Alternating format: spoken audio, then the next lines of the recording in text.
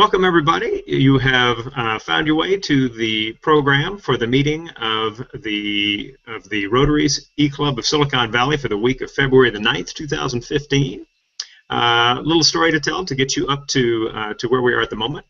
So for the week of the 2nd, we included a video, a wildly cool video about a Rotarian up in the Seattle area who decided to make a difference with regard to helping people understand issues of hunger. So people are watching that video saying that's great. I say, I'm going to just send an email to them to see, let them know. We'd love to have them speak for us. And then, like within 24 hours, we have it all arranged, and here we are 2 days into it, and we got one going. So with all of that, let me say I am going to introduce you to Benjamin and David of Rotary First Harvest, and they're going to tell you a little bit about themselves and a little bit about the great work they do. And with that, I hand the podium over to Benjamin and David. Welcome, guys. Great. Thanks very much, Rushton. My name is David Bobanek. I'm the Executive Director of Rotary First Harvest, and this is... Hey there, I'm Benjamin Rasmus, and I am the Harvest Against Hunger Program Director here with David in Seattle, Washington. Yeah, and the phone that you're hearing in the background, we can't answer it. You're talking to half the global staff of Rotary First Harvest. We're the only ones here in the office right now. We can't answer that phone because we're on this call. But I want to...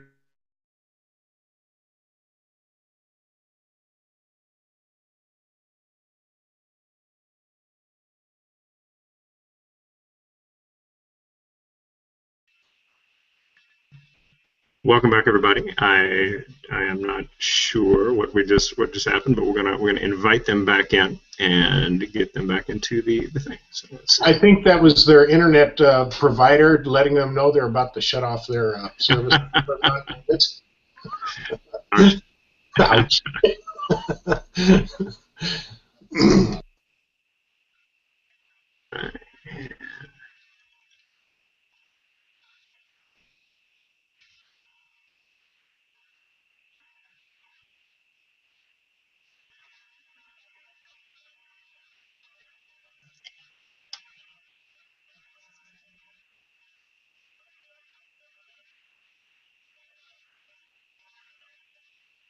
Looking good, Chris.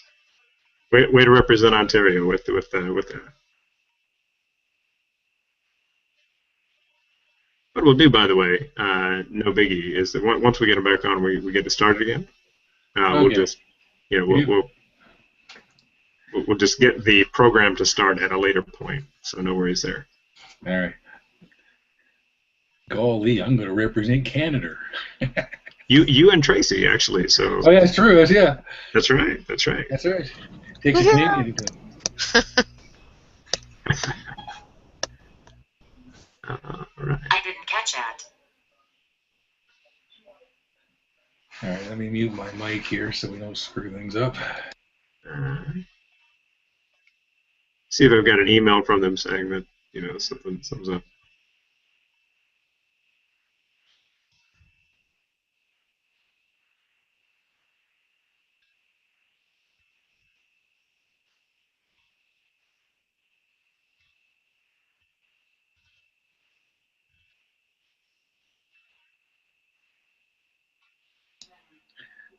If it will help, we can sing and dance and entertain.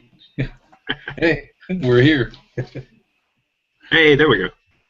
Sorry about that, guys. No worries. Hit the screen share, and as soon as I did, it just dumped us off. So we're going to try one more time if you'll bear with us. Cross your fingers. Whatever it is. What I'll do is I will start the introduction again. And, okay. And so what we see on the meeting next week will be starting at the time from whence it works. Yeah. Okay. All right. Welcome, everybody. This is the Rotary eClub of Silicon Valley, and you're about to see the program for the week of February the 9th, and a little background story for this one. For the week of February the 2nd, we included a video about a Rotarian up in the Seattle area who decided that it would be a great idea to do something special to raise awareness of issues of hunger, food waste, things like this. And so wonderfully cool videos on the site. We decided, hey, let's just contact them, see if they might be interested in speaking to us sometime, right? Well, later that day, we get a reply, and by the next day, we've decided we should set this up. And now today is the next day after that, and here we go. So we're recording it. Awesome. And with that, what I'd like to do is introduce you to two of the team at Rotary First Harvest. That's David and Benjamin, and I will let them tell you a little bit more about yourselves. And I hand the podium over to you guys. Welcome. It's good to have you with Rotary eClub of Silicon Valley. Great. Thanks, Rush. And we really appreciate the opportunity to talk and are honored to be involved in this so early on. My name is David Bobanek. I'm the Executive Director here at Rotary First Harvest. And yeah, I'm Benjamin Rasmus, and I am the Harvest Against Hunger Program Coordinator here with Rotary First Harvest, and I was the crazy guy that rode across country this past summer. He's the cool one. Yeah. So we're going to jump right into it. I'm going to provide a little bit of background about Rotary First Harvest, the work that we do here, kind of lead into the program that Benjamin runs, and then Benjamin will talk about why we created that program and then about the bike ride. So we're going to very quickly do a quick jump over to screen share, and then we'll start our presentation.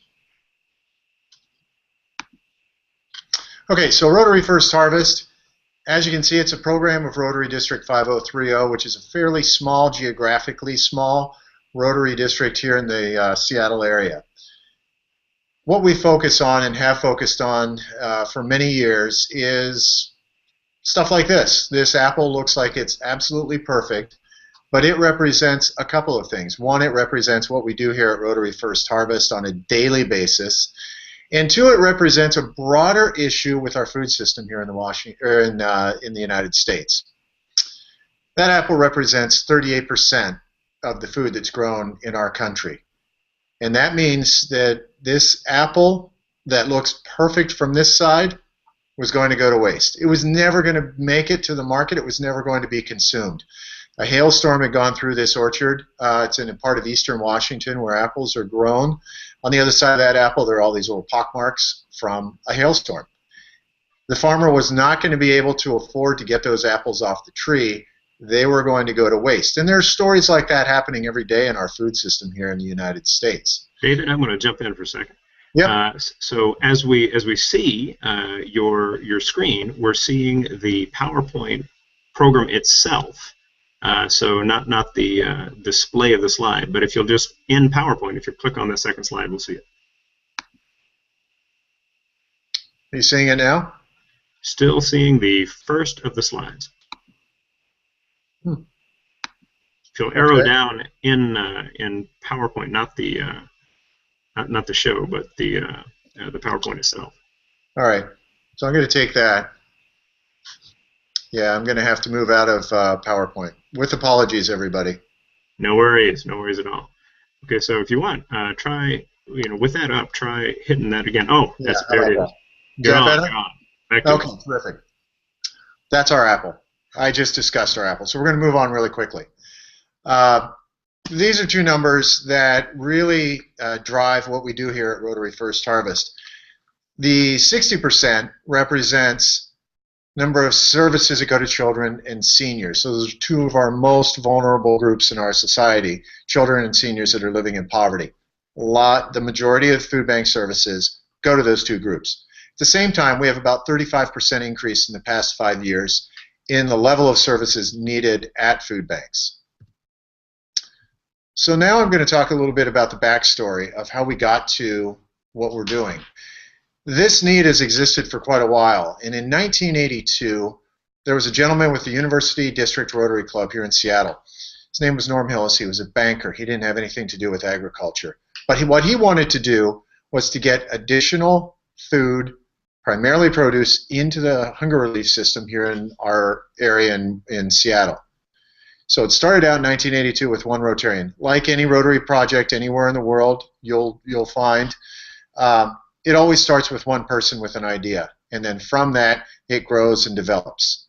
And the way it grows and develops is you get many people involved. And so Norm took this idea back to his club, and then within a few months they were starting to get full-size truckloads of produce in from farmers, from folks across Washington State who had excess produce but didn't have any way to get it into the food banking system.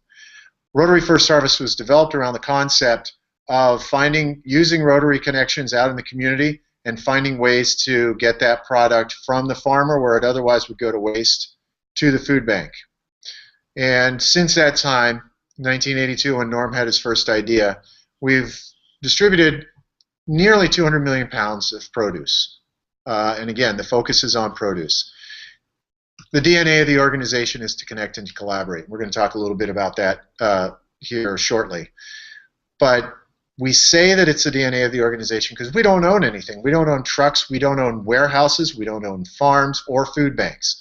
What we do is we find existing resources and we put those together. So an example of something that's going to be happening tomorrow morning.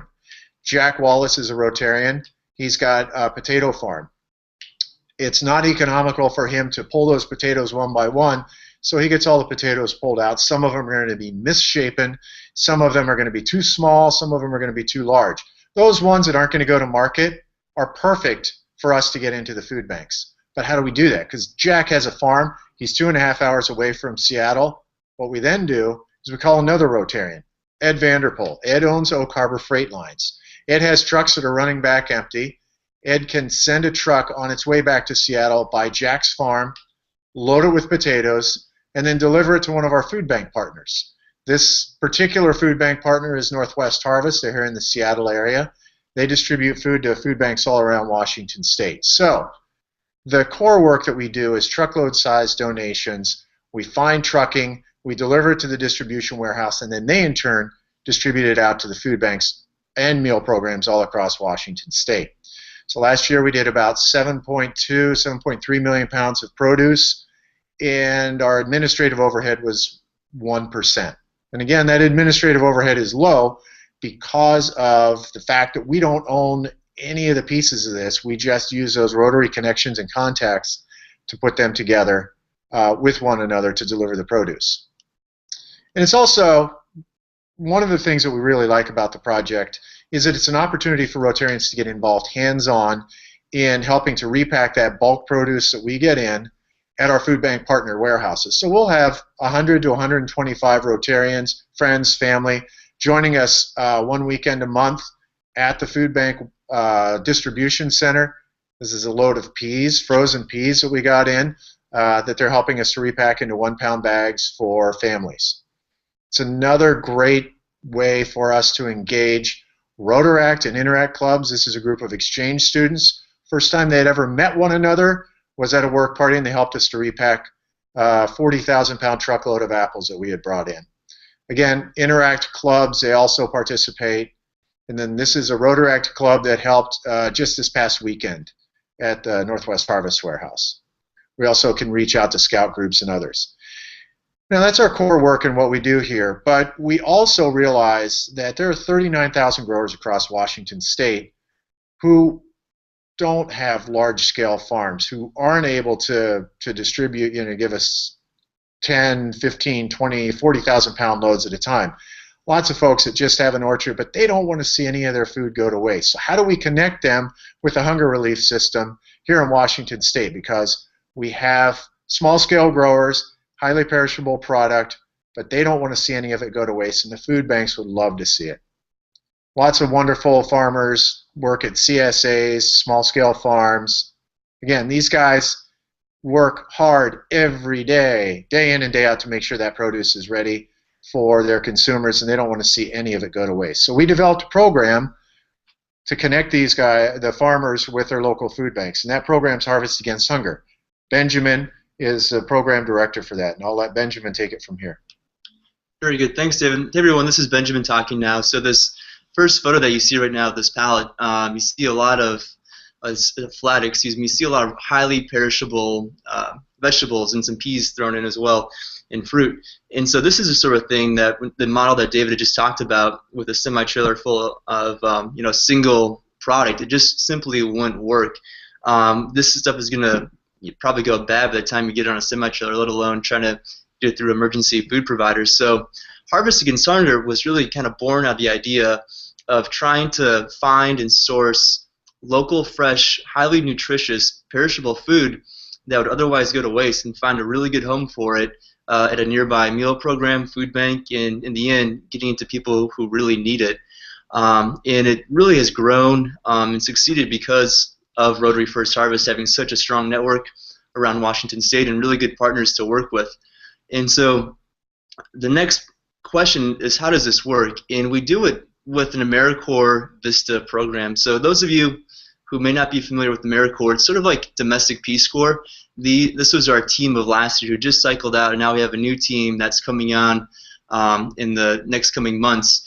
And our Harvest Vista primarily are recent college graduates. They're super excited about food, about hunger, a lot of these different things that are converging right now.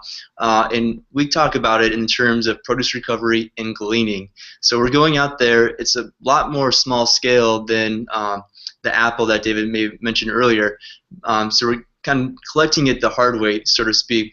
These Vista volunteers are going out into a community, and they're organizing volunteer teams, and they'll go to a farm or an orchard, and they'll collect anywhere from 500 pounds to maybe 2,500 pounds in a single afternoon or a morning of food that you oftentimes will see at a farmer's market. And again, this is food that is in a grower's field, and not only in Washington State, but there are gleaning programs all across the country. And it's just been a really remarkable way to find a new avenue, one, to engage people just coming out of college, oftentimes millennials, who are really excited about food and really want to make a difference. And so we found just one way through Rotary, basically, to make this happen. So I wanted to kind of walk you through what some of our sites look like.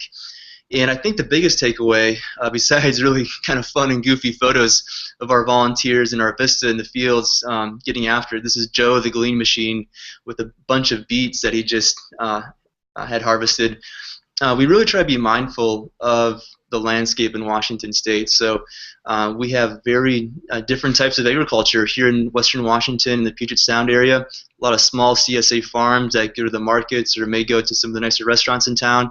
Whereas in Eastern Washington, we have some of the largest orchards and commercial producers of specialty crops in the country, whether it's fruits or vegetables. So depending on the attributes of that community, we're going to really try to find and mold a gleaning program based off that. So it's really hyper-local and hyper-grassroots. And so here's something more in Eastern Washington that you'll see. You'll see a lot of people out there with their family picking fruits and vegetables. Again, just great photos of getting youth engaged. Sometimes experimental learning. We also have gardening programs that we interact with. Some more photos we're just going to walk through here. It's just so fun to see people engaged and excited and out learning where their food comes from, because oftentimes we see a lot of folks, especially in more urban areas, are so disconnected to the food, and they have no idea that it's being grown, it's being packaged, it's being distributed, and there's a whole process and a piece that works through this.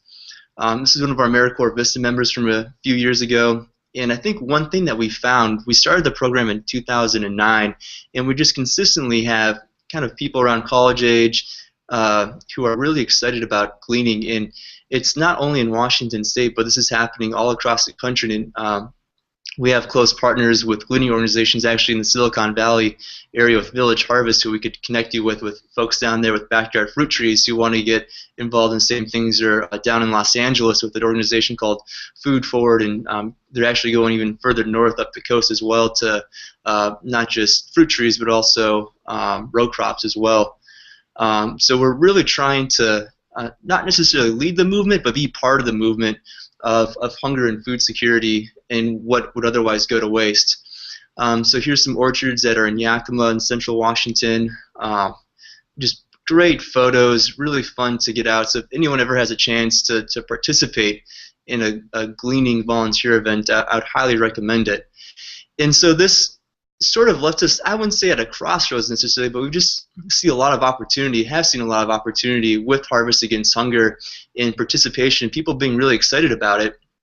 And this past summer, my now fiance and I, we decided to take Harvest Against Hunger and try to really raise the profile of it a little bit, in particular the issue of hunger and food waste, and what some organizations in Washington State with Rotary First Harvest and our AmeriCorps Vista program are doing. And so The goal, it's kind of simple and straightforward, was just to bike from Washington State to Washington, D.C. and talk about it, and to visit other farms where gleaning is happening, to visit Rotary clubs. We stopped about a half a dozen different Rotary clubs. And then the biggest moment of it, Bike Against Hunger 2, was probably our stop in Chicago, which I'll talk more about in just a moment. And that was with Rotary International, and obviously the video that came from that as well. And it was just really exciting to see some of the different partnerships that came around. I'm also a Rotarian as well, besides working at an organization that works closely with Rotary clubs. I'm a member of Rotary Club too. So one thing that I did when I was kind of talking and was able to convince our board of directors and executive director that this was a good use of my time and the organization's time to continue to spread the word about this program, was also do a little bit of fundraising for the program. And I started a crowd-rise page, and I got tremendous support from my club. They kind of knew I was an avid cyclist already, so they weren't super surprised that I wanted to bike across the country. A bunch of them kicked in, $50 or $100 to support the cause and the mission, which was really fantastic. And then we also leveraged a lot of social media along the way. We created an Instagram account, we blogged, we did Facebook, we shared it through Rotary First Harvest, and it was really amazing to see how our story could be amplified through Rotary International and other larger organizations about, we're a staff of 4 tucked away in Seattle, but pretty soon when other folks are sharing it or producing a short video on it, you can learn a lot and really amplify what we're trying to accomplish. So I'm just going to, here we are on the road crossing the Continental Divide. And we, like I mentioned, we stopped at a bunch of different farms and different nonprofits along the way. A lot of stuff was happening in Colorado and Nebraska, and eventually, about 7 weeks into our bike trip, we ended up with Marga Huco and John Huco. They're in Rotary International. John is the general secretary of Rotary International, also happens to be a really big bike enthusiast. He traveled down to Arizona this winter to do a bike race down there to raise the issue of polio. But they put together, and we helped to organize a really amazing event that you saw highlighted in the video. We took off, about 20 of us, mainly Rotary International staff from Evanston, which is a very affluent, beautiful part of Chicago. But we started biking south past downtown, and we ended up in the south side of Chicago, like the video highlighted. And it was just this really interesting juxtaposition between Evanston and Inglewood, and just what access to different resources each of these communities have, and what's being done in the communities too. We stopped with a really powerful organization there called Growing Home. You saw the work that they were doing in the video. There's some other information we have online with blog posts and such. Actually, from John Huco had a blog post from his time that day. Just the conversations that took place about hunger and food waste and what's happening in an urban environment as well. And it was just kind of one really neat vignette of the story that we were sharing across the summer, and it looked very different in different communities, just like how our Harvest Against Hunger program does. What works in Seattle may not work in Spokane, in Eastern Washington, or a tiny town in a really rural part of the state. Another photo just to share from our summer. This is also in Chicago. I have a lot of Chicago photos, but I feel like on the bottom photo there, we were at a booth at one of the largest farmers markets in Chicago, and I feel like this is just sort of what the summer really was for us, was just talking to individuals like, hey, do you know how much food's wasted? Oftentimes people have no idea. It's like, hey, do you know how much food is needed by food banks? And oftentimes there's issues about access to fresh and perishable, the healthiest, nutritious food that vulnerable populations need. It's such a no-brainer to connect the two. People are like, oh yeah, that makes so much sense. And just having that conversation and sharing that conversation through Rotary and Rotary International was really inspiring. We couldn't have been more pleased with some of the dialogue that came from it. And then, before we knew it, we were on the road for 10 weeks, and we rolled into Washington, D.C. With a bunch of amazing stories and some multimedia to share. And I just feel really honored that you guys wanted to learn more about Bike Against Hunger and the work of Harvest Against Hunger. I'm going to turn it back to David to wrap up a little bit more about Rotary First Harvest. Actually, I'm going to go back one slide because I was with Benjamin when his odometer went over the 4,000 mile mark. So that sign cuts 200 miles off the ride. That's right. It was made before. Yeah. So, I just want to circle back at the end of this and really kind of accentuate why we're doing this work. It's unique work, and it's a really terrific way for Rotarians to get involved in hunger relief in this community. But why we do it is because every day, we talk about the number and we talk about percentages of services, and it's something that a lot of hunger relief programs will do. But every person that's a percentage that represents a percentage is different. Every person has a story that brings them into a food bank.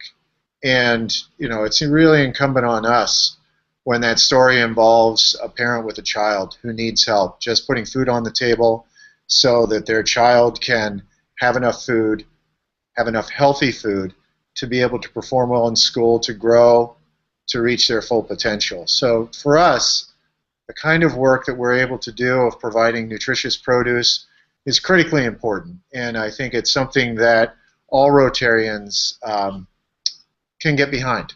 This is just terrific work. If you want to learn more about what we're doing more broadly, firstharvest.org is our website, and anybody that's on this that wants to get in touch with us and learn more, we'd be delighted to work with you. So, Rushton, thank you so much for the opportunity to talk about our work and to give Benjamin a platform to talk about what he's been doing.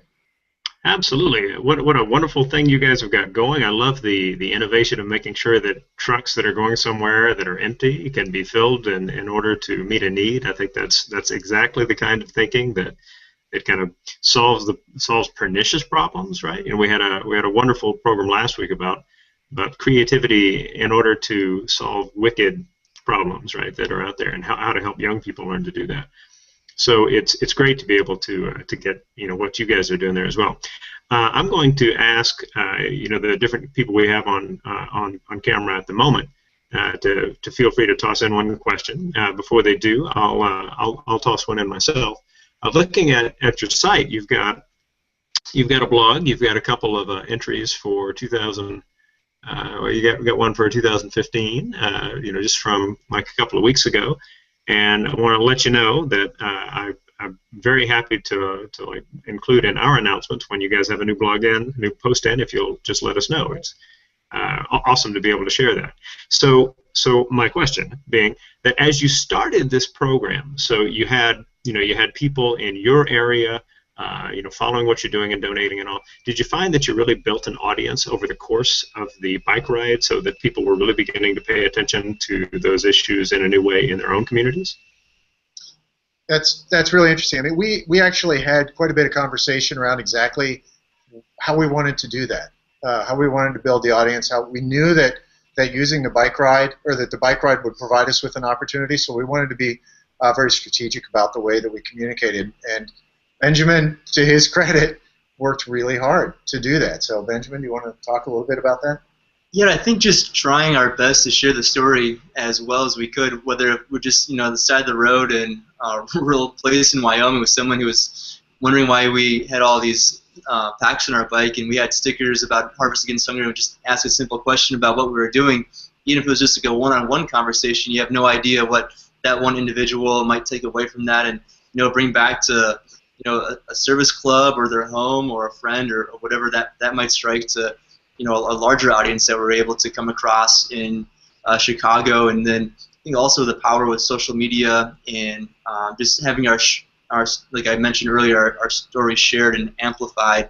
With a staff of 4 and we don't have anyone dedicated to marketing or outreach or social media campaigns or anything like that, I feel like we're able to galvanize a little bit of attention through this bike ride, and as a result, share the broader message about hunger and food waste. Very, very cool. All right. Well, I want to start with Tracy first because I know she's got something coming up at 4. So, Tracy, do you have a question for the guys? I was just, I'm here in Western Canada, so curious if you know of any Rotary clubs that are doing this in Canada as well. It's certainly something we should be doing. And also I'm wondering if you have ever had any classroom involvement from students, or how could you see schools becoming involved with this type of initiative? That's great. So what I'll do is I'll answer the first part of the question, and I know Benjamin probably has a couple of examples from some classroom projects that our Harvest Vista have done over the years with Harvest Against Hunger. We actually have been in contact with Rotary Club on Vancouver Island. The name escapes me. It's near Nanaimo. But there are some Rotary clubs that are involved in this kind of work. Most Rotary clubs, however, are involved directly with the local food bank. So they may do a food collection around the holidays or something along those lines. But there are a couple of Rotary clubs that are in Western Canada, particularly around Vancouver Island, that are interested in seeing how they can replicate some of the models that we've created. And one of the things that we did for Harvest Against Hunger was to create kind of an online catalog of best practices. It's our produce recovery guide, and we have shared information about that to a number of different Rotarians around the world, even places like Argentina and South Africa, where there are some pretty common core concepts to putting together a produce recovery program if you're a Rotarian. That you can really pick up and replicate. We really wanted to have Harvest Against Hunger almost serve as a program incubator for best ideas and practices around how to get involved in hunger relief, and particularly around in the area of produce recovery. And then as far as an educational component, there's a couple of different ways that we've been able to go about that. One, I think, exciting aspect is bringing students out of the classroom and out into the fields. There's a few different examples of how that's happened in developing curriculum around that. And usually it can be a pretty young volunteer who's able to do that, who may not have other volunteer opportunities. If they're there with a parent or a guardian, they can go out and maybe like pick peas or raspberries. Sometimes more end up in their mouth than in the bucket. But still, it's a cool way to start the conversation about where food comes from, that not everyone has access. And then even in Central Washington, they've been able to develop a curriculum around hunger at the high school. And every fall, they bring out, I don't know how many dozens of high school students who will literally harvest tens of thousands, if not like 100,000 pounds of apples from an orchard that just isn't, it's still around, but it's not a viable commercial orchard, but the fruit coming off it is still really good. And it's just the high school has taken on the project, and every year they fill up a food bank or two because of it. Very cool. Hey, Alan. That's great. Thank Chris. You. Yeah. Alan, Chris, either of you have a question for us? Alan? I have a couple of things that I wanted to mention. One of them was that I heard mentioned during the presentation that one of the big problems that this type of project solves is getting kids enough food so that they can perform at school. Now, a lot of our club members are in the education business, and they can relate to this type of thing, but I think it bears mentioning again how important that aspect of it really is, that there are children out there who don't eat in the morning, and then they go to school and they can't think, they can't perform. This is really very important. And the other thing is that I just wanted to mention, it's not a question, there's a program here where I live in Bakersfield, California, 100 miles north of LA, called the Garden Project. And as I understand it, that organization is more geared towards family gardens and harvesting excess out of them, and looking for people whose yards contain lemon trees, orange trees, whatever, where the fruit is just falling off the limbs because nobody's there to pick it, and they'll get a crew out there and pick the tree bare, and off to the food bank it goes. And that's a project called the Garden Project here in Bakersfield that this kind of reminds me of. So just as comments. Benjamin and I are both going to try to remember Garden Project, because it would be one that we would like to connect with Food Forward which is a program down in Los Angeles that does that sort of work with fruit trees and lemon trees and backyard harvesting. That's great. Thank you very much for that. Gardenprojectbakersfield.org. Got it. Cool. All right. So, Chris, do you have a question for our guys here? I think you just muted yourself, sir. Can you hear me now? Yes. Okay, specifically for Benjamin, on a totally different tact. You finished a 4,000 plus mile biking over X number of days. You're sitting on the east coast of the United States. Did you bike back to Seattle or take other transportation?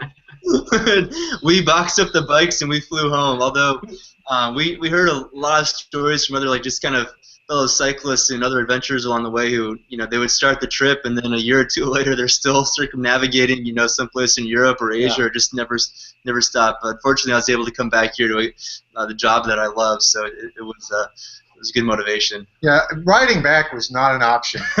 We already gave him a number of weeks off. Thank you. Thanks. Very, very cool. All right. Well, what I'd like to do is wrap us up here, and for first and foremost, I want to thank Benjamin and David for sharing the wildly cool work that they are doing. I mean, this world is desperately in need of people who look at a problem and say, there's this other way of dealing with it, and we can do this quite creatively and get a lot of people involved and get them, kind of understanding that they have something to give too. And I love what you guys are doing. So I hope that the program that will be on our site will be something that will inspire Rotarians in other places and get them to stop and go, can we make that happen in our community? And guys, if you have you said the starter kit, the guide for getting some of those things going, if you want to email me some of those links, we'll get it in the meeting as well, so people will have access to those. So I'll give you guys a chance to kind of finish things off, and then we'll stop the broadcast. Okay. Well, and I actually did call up the Garden Project as we were talking. So we've got the website. That's a great lead.